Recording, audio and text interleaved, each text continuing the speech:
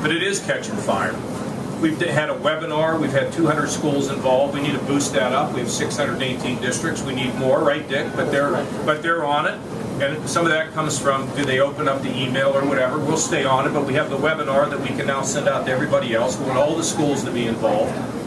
And there has never been a superintendent of Ohio schools who cares more about children than Dick Ross. And so he is very committed to this. John Bourne, who's with us, the big, tall, good-looking guy over here. He's a former head of the Highway Patrol. He's now the head of public safety. And he is the one that came up with the idea of getting in the schools to the athletes.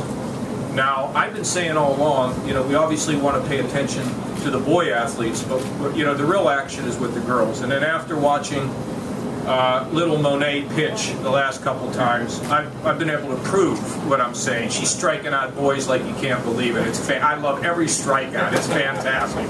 She's a great young kid. I mean, what a young lady. 13 years old. She is as impressive as anybody. The big athletes could take some lessons from little Monet. We also have Orman Hall. He's put his life and soul into the whole issue of rehab and prevention. He's fantastic. He works with Bonnie. Tracy Plow. This lady is, I just worry she'll burn out because she has so much concern and care for other people, not just in the area of drugs, but mental health. It's pretty remarkable. And Bonnie Cantor Berman, she's really a whirling tornado whatever she touches, and she's a change agent, and she's so fantastic. And she was very involved in this. So they all together, working together, have formed a team inside the administration that will going to continue to work on this and work on this. Now, so how's it? I thought Keith Faber did a great job today talking about his family. He's really a fantastic guy. So let me tell you, I got some statistics here.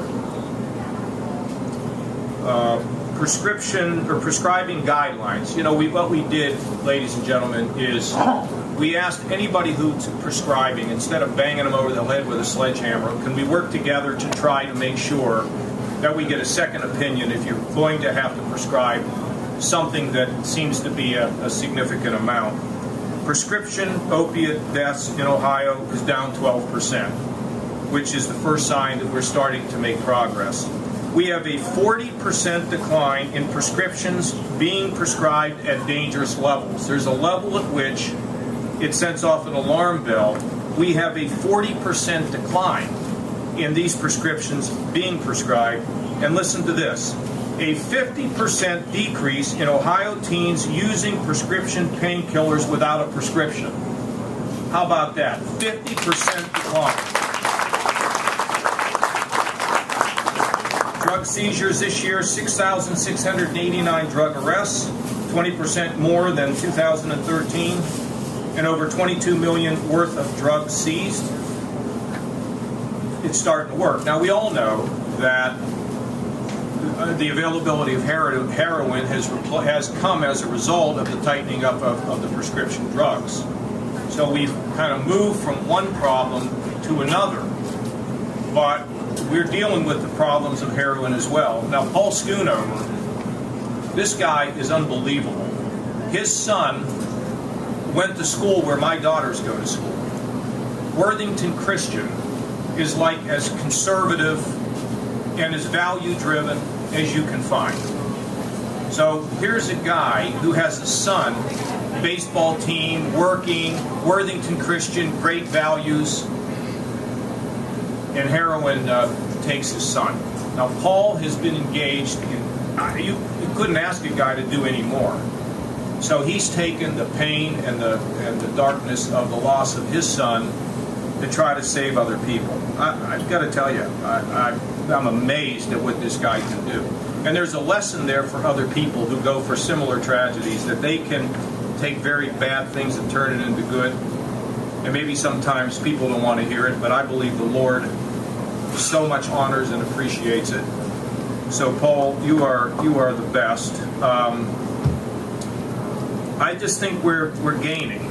We're gaining on this. Other states are watching. can't stop talking. You have to always be talking. I look at my daughters, and I just look at them, and they say, Dad, is this another lesson? Now, a couple weeks ago in the New York Times was an article about a guy who had a heroin overdose. He didn't die, and he didn't recover. And I took that newspaper home, and I asked my wife to say to my daughters, I want you both to read this, because it is a living hell. Paul, you know about you? I got two people that go to my church. These are middle, upper middle, maybe lower top income people. Kids addicted to heroin, sons. You know what that's like for a mom and a dad? I mean, wake up every day and it's like there's a nightmare. You wonder, when is it going to end? And it's always chasing you around. Philip Seymour Hoffman, clean for 20 years. And then all of a sudden, wham, it takes him down. I think Keith made such a great point when he said we can rehab, and we're rehabbing like we've never done before. Like we have never done before. We have the resources now, because of the dollars we brought back from Washington, to rehab. But Keith's right, if we can prevent it. Well, Dick Ross had a very interesting program when he was superintendent in Reynoldsburg. Because here's what kids face. Lenny Pooh, here's the issue. Lenny's really close to my daughter. She was just shopping in here. Could you put more in the cart? Rodney McMullen is watching. But they go to a party. Think about this. And you've all been there. All of the adults have been there. You go to a party, and there's a bowl of drugs. Or somebody tries to get you to take a pill. When your friends are there, do you have the guts to say no? That's the moment of truth. Rodney, that's the way it works. So Dick Ross told the athletes, I'm going to drug the athletes on Friday night. I'm going to drug test you on Saturday morning. So when the athletes went to the party, the big schmoes in the school, they'd say, hey, we're going to do drugs. The athletes would say, oh, no, I can't do that because I'll be drug tested and off our team. We have to give our kids, and not just kids, but we have to give everyone the ability and the confidence to say no when the challenge comes.